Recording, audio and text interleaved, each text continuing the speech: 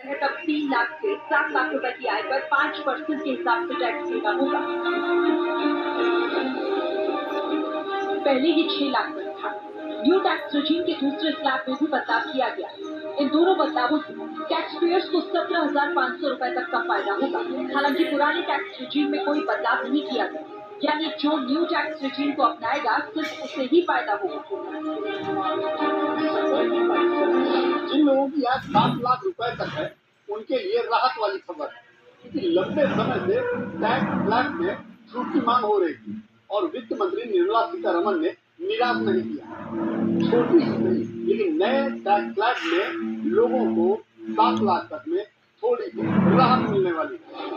आपको बता दें कि साल 2020 में सरकार ने पहली बार न्यू टैक्स स्लैब पेश किया था, जो अधिकतर टैक्स पेयर्स को पसंद नहीं आया। फिर उसी में पिछले साल यानी साल 2023 में बदलाव किया गया था। पहले 6 टैक्स स्लैब थे, जिसे बदलकर 5 टैक्स स्लैब कर दिए गए। उसके बाद भी करीब 25% आयकरदाता ने ही न्यू टैक्स स्लैब को अपनाया, जिसके बाद अब एक बार फिर इसमें बदलाव किया गया है। नई कर व्यवस्था के तहत बेसिक एग्जम्पशन लिमिट 3 लाख रुपए कर दी गई है। इसके अलावा स्टैंडर्ड डिडक्शन को 50,000 रुपए से बढ़ाकर 75,000 रुपए कर दिया गया है। इसका फायदा सैलरीड क्लास को होगा।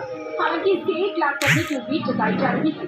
इसके अलावा वित्त मंत्री ने फैमिली पेंशन पर डिडक्शन को बढ़ाया है। इसे 15,000 रुपए से बढ़ाकर 25,000 रुपए कर दिया गया है।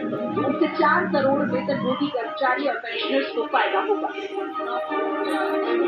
Standard deduction for salaried employees is proposed to be increased from 50,000 to 75,000 rupees. Deduction on family pension for pensioners is proposed to be enhanced from 15,000 to 25,000 rupees.